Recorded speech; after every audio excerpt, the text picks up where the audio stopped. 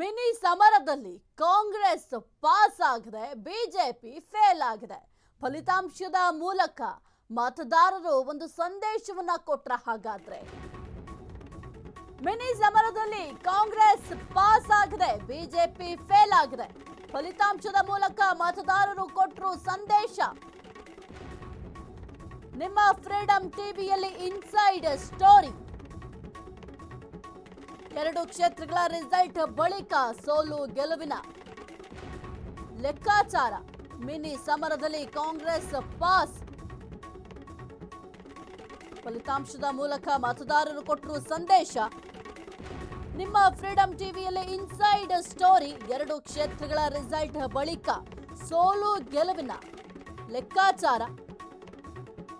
2 ಕ್ಷೇತ್ರಗಳ ರಿಸಲ್ಟ್ ಬಳಿಕ ಈಗ ಸೋಲಿಕ್ಕೆ ಕಾರಣ ಏನಾಯ್ತು, ಗೆಲುವನ್ನ ಸಾಧಿಸಲಿಕ್ಕೆ ಏನು ಕಾರಣ ಆಯ್ತು? ಯಾಕೆಂತಂದ್ರೆ ಮುಂಬರುವಂತಹ ಚುನಾವಣೆಗಳಿಗೂ ಕೂಡ ಸಿದ್ಧತೆಗಳನ್ನ ಮಾಡ್ಕೊಳ್ಬೇಕಾಗುತ್ತೆ. ಇಲ್ಲಿ ಗೆದ್ದಂತಹ ಈಗ ಕಾಂಗ್ರೆಸ್ ಪಕ್ಷ ಏನಿದೆ ಬಾಗಲಕೋಟೆ ಮತ್ತೆ ದಾವಣಗೆರೆ ಕ್ಷೇತ್ರದಲ್ಲಿ, ಆ ಒಂದು ಕ್ಷೇತ್ರದಲ್ಲಿ ಗೆಲ್ಲೋದಕ್ಕೆ ಏನು ಕಾರಣ ಆಯ್ತು, ಮುಂದೆ ಬರುವಂತಹ ಎಲೆಕ್ಷನ್ ನಲ್ಲೂ ಕೂಡ ಅದೇ ಮಾದರಿಯಲ್ಲಿ ಈ ಒಂದು ಎಲೆಕ್ಷನ್ ನಲ್ಲಿ ಗೆಲ್ಲಕ್ಕೆ ಸಿದ್ಧತೆ ಕೂಡ ಮಾಡ್ಕೊಳ್ತಾರೆ.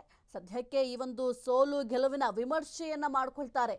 ಬಹಳ ಮುಖ್ಯವಾಗಿ ಈಗ ಬಿಜೆಪಿಗೆ ಒಂದು ರೀತಿ ಬಿಗ್ ಶಾಕ್. ಬಹಳ ಆತ್ಮವಿಶ್ವಾಸದಿಂದ ಹೇಳ್ತಾ ಇದ್ರು, ಈ ಒಂದು ಬಾಗಲಕೋಟೆ ಕ್ಷೇತ್ರ, ದಾವಣಗೆರೆ ದಕ್ಷಿಣ ಕ್ಷೇತ್ರ, 2 ಕ್ಷೇತ್ರವನ್ನು ಕೂಡ ತಮ್ಮ ವಶ ಮಾಡ್ಕೊಳ್ತೀವಿ. ಯಾಕೆ ಅಂತಂದ್ರಲ್ಲಿ ಈ ಒಂದು ಕುಟುಂಬ ರಾಜಕಾರಣ ಅದೆಲ್ಲವೂ ಕೂಡ ಹೆಚ್ಚಾಗಿದೆ. ಅಲ್ಲಿ ಹಿಂದುತ್ವ ಅನ್ನೋದು ವರ್ಕ್ ಆಗುತ್ತೆ.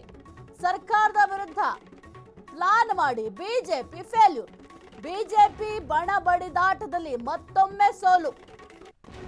ವಿಪಕ್ಷಗಳ ಟೀಕೆ ಟಿಪ್ಪಣಿ ವಿರುದ್ಧ ಗೆದ್ದ ಕಾಂಗ್ರೆಸ್. ಪಾಲಿಟಿಕ್ಸ್ ಫೀಲ್ಡ್ನಲ್ಲಿ ಕೈ ಗ್ಯಾರಂಟಿಗಳ ವರ್ಕೌಟ್. ಸಿಎಂ ಸಿದ್ದರಾಮಯ್ಯಗೆ ಸಿಕ್ತು ಮತ್ತಷ್ಟು ಬೂಸ್ಟರ್. ಸಿಎಂ ಸ್ಥಾನ ಭದ್ರಪಡಿಸಿದ ಬೈ ಎಲೆಕ್ಷನ್ ಫಲಿತಾಂಶ. ಹೈಕಮಾಂಡ್ ಮುಂದೆ ತಮ್ಮ ಶಕ್ತಿಯನ್ನ ತೋರಿಸಿದ ಸಿಎಂ. ಸರ್ಕಾರದ ವಿರುದ್ಧ ಬಿಜೆಪಿಯವರು ನಾನಾ ರಣತಂತ್ರಗಳನ್ನು ರೂಪಿಸಿದ್ರು, ನಾನಾ ರೀತಿಯ ಪ್ಲಾನ್ಗಳನ್ನ ಮಾಡಿದ್ರು.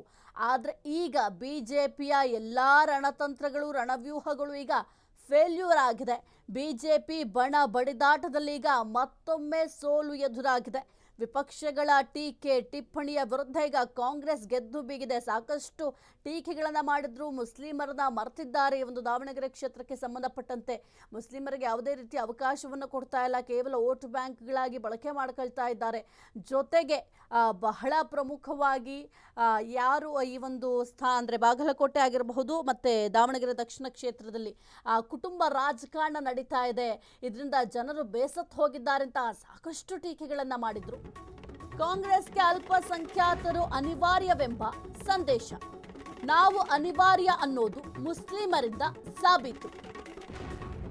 ಮುಂದಿನ ಚುನಾವಣೆಗಳಿಗೆ ಟ್ರೆಂಡ್ ಸೆಟ್ ಮಾಡಿದ ಕಾಂಗ್ರೆಸ್. ಬಾಗಲಕೋಟೆಯಲ್ಲಿ ನಡೆಯಲಿಲ್ಲ ಬಿಜೆಪಿಯ ಹಿಂದುತ್ವ ಅಜೆಂಡಾ. ಯತ್ನಾಳ್ ಹಿಂದುತ್ವ ಆಟ ಬಾಗಲಕೋಟೆಯಲ್ಲಿ ನಡೆಯಲಿಲ್ಲ. ನಾಯಕ ಸಮುದಾಯಕ್ಕೆ ಟಿಕೆಟ್, ಲಿಂಗಾಯತ ಮತ ಕೈಗೆ ಶಿಫ್ಟ್. ಬಿಜೆಪಿಯಲ್ಲಿ ಮನೆಯೊಂದು 3 ಬಾಗಿಲು, ಲಾಭ ಮಾತ್ರ ಕಾಂಗ್ರೆಸ್ಗೆ. ರಾಜ್ಯ ಬಿಜೆಪಿಗೆ ವೋಟ್ ಸೆಳೆಯುವ ನಾಯಕರ ಕೊರತೆ. ಬಣ ಪಾಲಿಟಿಕ್ಸ್ ಬಿಟ್ಟು ಒಂದಾಗ್ತಾರಾ ಬಿಜೆಪಿ ಮುಖಂಡರು? ಇನ್ನು ಪ್ರತಿ ಬಾರಿಯೂ ಕೂಡ ಬಿಜೆಪಿಯವರು ಕಾಂಗ್ರೆಸ್ನಲ್ಲಿ ಯಾವುದೂ ಕೂಡ ಸರಿ ಇಲ್ಲ, ಕೇವಲ ಈ ಒಂದು ನಾಯಕತ್ವ ಬದಲಾವಣೆ ವಿಚಾರಕ್ಕೆ ಸಂಬಂಧಪಟ್ಟಂತೆ ಜಗಳ ಆಡ್ತಾ ಇದ್ದಾರೆ, ವಾಕ್ ಸಮರಗಳನ್ನ ಮಾಡ್ತಾ ಇದ್ದಾರೆ ಅಂತ ಪ್ರತಿ ಬಾರಿಯೂ ಕೂಡ ಆರೋಪಗಳನ್ನ ಮಾಡ್ತಾ ಇದ್ರು. ಜೊತೆಗೆ ಕಾಂಗ್ರೆಸ್ನಲ್ಲಿ ಸಿಎಂ ಬಣ ಒಂದು ಕಡೆ ಇದೆ, DK ಶಿವಕುಮಾರ್ ಅವರ ಬಣ ಒಂದು ಕಡೆ ಇದೆ ಎಂಬ ಆರೋಪ ಕೂಡ ಮಾಡ್ತಾ ಇದ್ರು. ಆದ್ರೆ ಬಿಜೆಪಿಯಲ್ಲಿ ಎಲ್ಲವೂ ಹಾಗಾದ್ರೆ ಸರಿ ಇದೆಯಾ ಎಂಬ ಪ್ರಶ್ನೆ ಸದ್ಯಕ್ಕೆ ಮೂಡ್ತಾ ಇದೆ. ಯಾಕೆಂತಂದ್ರೆ ಬಿಜೆಪಿಯಲ್ಲೂ ಕೂಡ ಬಣ ರಾಜಕೀಯ ನಡೀತಾ ಇದೆ. ಈ ಎಲ್ಲಾ ಬಣಗಳು ಒಂದಾದಾಗ ಮಾತ್ರ ಬಿಜೆಪಿ ಗೆಲ್ಲಲಿಕ್ಕೆ ಸಾಧ್ಯ ಎಂಬ ಮಾತುಗಳು ಕೂಡ ಸದ್ಯಕ್ಕೆ ಕೇಳಿ ಬರ್ತಾ ಇದೆ. ಎಸ್ ಕುರಿತು ಹೆಚ್ಚಿನ ಮಾಹಿತಿ ನೀಡ್ತಾರೆ ನಮ್ಮ ಪ್ರತಿನಿಧಿ ಮಾರುತಿ. Very good morning. ಸದ್ಯಕ್ಕೆ ಬಿಜೆಪಿಯವರು ನಾವು ಗೆದ್ದೇ ಗೆಲ್ತೀವಿ ಎಂಬ ಆತ್ಮವಿಶ್ವಾಸವನ್ನ ವ್ಯಕ್ತಪಡಿಸಿದ್ರು ಈ ಒಂದು ಬಾಗಲಕೋಟೆ ಕ್ಷೇತ್ರ, ದಾವಣಗೆರೆ ಕ್ಷೇತ್ರದಲ್ಲಿ. ಆದ್ರೆ ಈಗ ಬಿಜೆಪಿಯ ಎಲ್ಲಾ ಪ್ಲಾನ್ಗಳು ಕೂಡ ಉಲ್ಟಾ ಆಗಿದೆ, ತಲೆ ಕೆಳಗಾಗಿದೆ. ಬಿಜೆಪಿಯ ಸೋಲಿಗೆ ಏನೆಲ್ಲ ಕಾರಣ ಆಯ್ತು ಅಂತ? ಸಾಹಿತ್ಯ ಏನು ಎರಡು ರಾಜ್ಯದಲ್ಲಿ ನಡೆದಂತಹ ದಾವಣಗೆರೆ ಮತ್ತು ಬಾಗಲಕೋಟೆ ಬೈ ಎಲೆಕ್ಷನ್ ಅಲ್ಲಿ ಯಾವ ರೀತಿ ಕಾಂಗ್ರೆಸ್ ಗೆಲ್ತೀವಿ ಅಂತ ಅನ್ಕೊಂಡಿದ್ರು, ಅದೇ ರೀತಿ ಬಿಜೆಪಿ ಕೂಡ ಪಕ್ಕ ಗೆಲ್ತೀವಿ ಅನ್ನೋ ಲೆಕ್ಕಾಚಾರದಲ್ಲಿ ಅವರು ಕೂಡ ಇದ್ರು. ಆದ್ರೆ ಎಲ್ಲೋ ಒಂದ್ ಕಡೆ ಕೊನೆ ಹಂತದಲ್ಲೋ ಅಥವಾ ಗ್ಯಾರಂಟಿ ಕೈ ಹಿಡಿತ ಕಾಂಗ್ರೆಸ್ಗೆ, ಮತ್ತೆ ಅದೇ ರೀತಿಯಾದಂತೆ ಸಿದ್ದರಾಮಯ್ಯ ಏನು ಸತತವಾಗಿ ಬಾಗಲಕೋಟೆ ಮತ್ತು ದಾವಣಗೆರೆಯಲ್ಲಿ ಬೀಡ್ಬಿಟ್ಟಿರೋ ಕಾರಣ ಎರಡು ಕ್ಷೇತ್ರದಲ್ಲೂ ಕೂಡ ಬಿಜೆಪಿಗೆ ಸೋಲಾಗಿರೋದು. ಪ್ರಮುಖವಾಗಿ ಏನೋ ದಾವಣಗೆರೆ ಕ್ಷೇತ್ರದಲ್ಲಿ ಒಂದ್ ರೀತಿಯಾದ ಗೆಲುವಿನ ನಿರೀಕ್ಷೆಯಲ್ಲಿ ಏನು ಬಿಜೆಪಿ ಇದ್ದು, ಪ್ರಮುಖವಾಗಿ ಯಡಿಯೂರಪ್ಪನವರು ಕೂಡ ಅದೇ ಆಸೆ ವ್ಯಕ್ತಪಡಿಸಿದ್ರು. ಅದರಿಂದಾಗಿ ಅಲ್ಲಿ ಗೆಲ್ಲುವ ಸಾಕಷ್ಟು ಅಂಶಗಳಿದ್ವು ಅಂತ ಹೇಳಿದ್ರು ಕೂಡ ಏನೋ ಒಂದ್ ಕಡೆ ಒಗ್ಗಟ್ಟಿನ ಮಂತ್ರ ಪಠಿಸುವಲ್ಲಿ ಇನ್ನು ಸ್ವಲ್ಪ ವಿಫಲ ಆಯ್ತಾ ಎಂಬ ಪ್ರಶ್ನೆ ಕೂಡ ಮೂಡ್ತಾ ಇರೋದು. ಪ್ರಮುಖವಾಗಿ ದಾವಣಗೆರೆ ವಿಚಾರಕ್ಕೆ ಬರೋದಾದ್ರೆ ಸಾಕಷ್ಟು ಏನು